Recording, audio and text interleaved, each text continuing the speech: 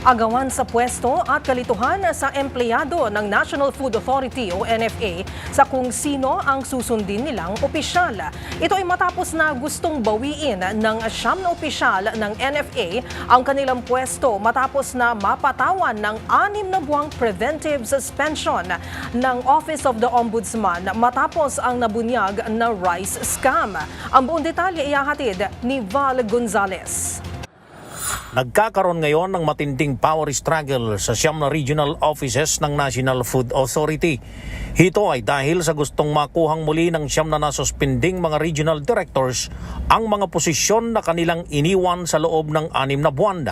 Ang 9 na RDs na ito ay kabilang sa 139 na opisyal at tauhan ng NFA na pinatawan ng 6 months preventive suspension ng Ombudsman noong Marso dahil sa investigasyon sa nabunyag na rice scam. Batay sa 15 pahinang protest letter ng 9 na RDs ng NFA, inaalmahan ng mga ito ang special order na inilabas ni NFA Acting Administrator Larry Lacson na nag-aatas na sila ay magsisilbi na lamang ngayon bilang asistanta ng nakaupong OIC Regional Directors. Dahil dito, nagdudulot ngayon ng kalituhan sa mga empleyado ng NFA sa ground kung sino ang susunding opisyal. Ayon sa nakausap kong tauhan ng NFA, pinakamabigat ang ginawa ng dating RD ng Region 4 na si Alwin Uy na mistulang nag-take over na sa pwesto ni Acting Regional Director Attorney Marco Calianta.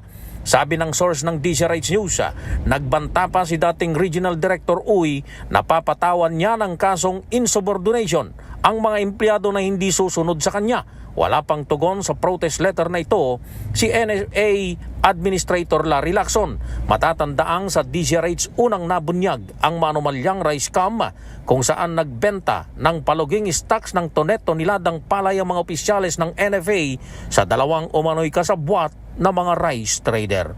Para sa MBC TV Network News, ako si Val Gonzalez, una sa Pilipinas, una sa Pilipino.